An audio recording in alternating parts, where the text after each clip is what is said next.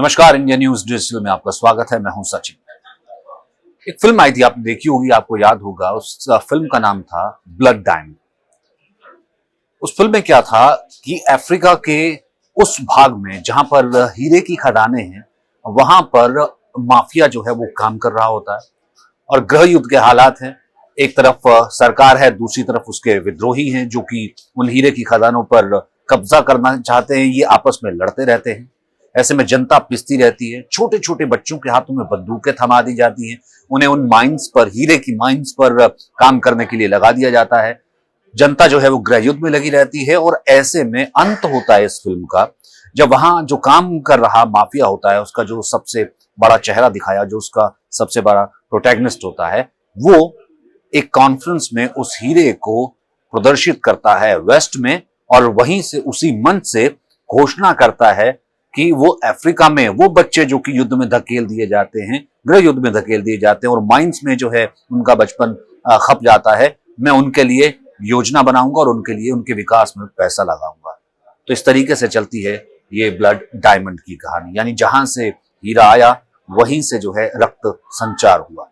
यही कहानी आजकल सूडान की भी चल रही। मैंने आपको क्यों ये कहानी सुनाई? ये कहानी आजकल सूडान की चल रही है। यहां हम कह सकते हैं ब्लड गोल्ड, खूनी सोना। 10 दिन से लगातार सूडान में गृह युद्ध चल रहा है। 72 घंटे का युद्ध विराम किया गया अंतरराष्ट्रीय, क्योंकि प्रेशर आया। तमाम विदेशी नागरिक थे, उनको बाहर निकालना था। 72 घंटे की अवधि खत्म होने वाली है। किसी भी वक्त वहां पर बमबारी शुरू हो जाएगी। बहुत बुरे तरीके से सूडान तबाह हो चुका है। और अगर देखा जाए तो 2021 से ही लगभग वहां गृह युद्ध जारी है। अब इसके पीछे वजह है वहां पर सोने की खानें। बहुत सोना होता है सूडान में और खूब सोने की खानें हैं। दरअसल आपको सबसे पहले बताते हैं कि सूडान में युद्ध किस किस के बीच हो रहा है और होता कैसे कैसे रहता है। वहां आर्मी चीफ है जनरल अब्देल फतेह अल बुरहान, ये राष्ट्रपति भी है। दूसरी तरफ आरएसएफ, एक ऑफ रैपिड एक्शन फोर्स है, जैसे कि यहाँ सीआरपीएफ है। रैपिड एक्शन फोर्स के जो चीफ है वो है मोहम्मद अदनान। इन दोनों के बीच में जो है वो युद्ध चल रहा है। एक तरफ आरएएफ की टुकड़ी उस तरफ से लड़ रही है, दूसरी तरफ राष्ट्रपति की टुकड़ी आर्मी है वो इस तरफ से लड़ रही है, और यहाँ पर जनता पिसी जा रही है। खूब बमबार्डिंग हो रही है, खूब वहां पर बमबाजी हो रही है, खूब वहां पर जो है लोग मारे जा रहे हैं और सड़कों पर नरसंहार हो रहा है। लेकिन उसके बावजूद जो है फिलहाल ये युद्ध थमने का नाम नहीं ले रहा, क्योंकि जो इस युद्ध में जीतेगा वो इन खानों पर कब्जा करेगा।